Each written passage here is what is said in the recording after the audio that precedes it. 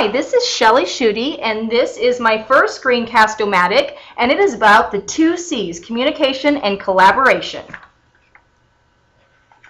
First, we'll talk about communication, and this is a vital role in our everyday world because we use it every day in many aspects.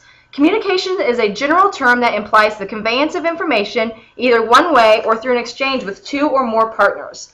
There are 3 basic communication patterns: point-to-point two-way, one-to-many outbound, and many-to-many. The first one we're going to talk about is point-to-point two-way. And examples of this is a 2-person internet chat or a phone conversation. And the second one is one-to-many outbound. And examples of these are a static website, a lecture, or a TV show. And the example for that is group discussions.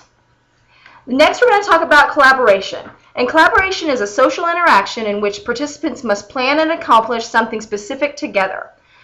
There are many good points to making a successful and true collaboration. The first one is that all individuals must share the same goal, and 2, all individuals must contribute, and 3, good communication between all members must be present. The next thing we're going to talk about is the communication process. There are 3 parts to the communication process, and the teacher has very vital roles in each of these steps. The first step is planning, and teachers should make sure that the process and outcomes are very specific during this time. They should make sure that they choose goals, compile resources, and prepare ways to help students communicate. The second step is developing. And during this stage, the teacher should observe the students and make sure to make changes if necessary during this process. And the third is analysis and evaluation. And some important things about this step is that everyone should be involved, even the students in this, so that they can have many points of discussion during this and come to the best outcome. Why should we communicate? That's a big question, but there are very, very good benefits about communication and collaboration. The first is exposure to new cultures. The second is language uses. Third is views of content. And 4 is use of critical thinking skills. And where is communication beneficial in the workplace? It goes from administration clear down to students and even to parents. The first is administration to teachers. This is when administration tells the teachers kind of what their viewpoints are, and the teachers back to the administration, and so they can learn from each other. The second is teachers to teachers. This is very vital. I know in my school, us teachers communicate all the time about what works best with children, what exercises work best, the lesson plans that do and do not work. So teacher through teachers, that's very important. Teachers to students, this is where the learning process takes place, and the communication is very vital in that one.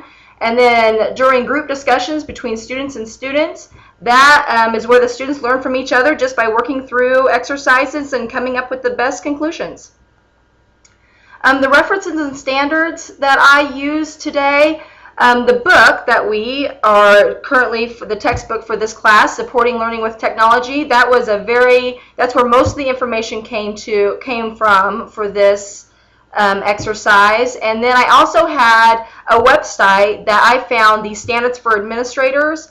I clicked on that because I couldn't find that in the book, so I went to that website to get those. The standards for this exercise was for the student. It was communication and collaboration, develop cultural understanding and global awareness by engaging with learners of other cultures, and to contribute to project teams to produce original works or solve problems. The teacher, its standards was planning and designing learning environments and experiences, and plan strategies to manage student learning in a technology-enhanced environment. And administration, which I got from the website, was visionary leadership, and it was engaged in an ongoing process to develop, implement, and communicate technology-infused strategic plans aligned with a shared vision. This has been my first Screencast-O-Matic, and I'm excited that it's done. Enjoy. Thanks.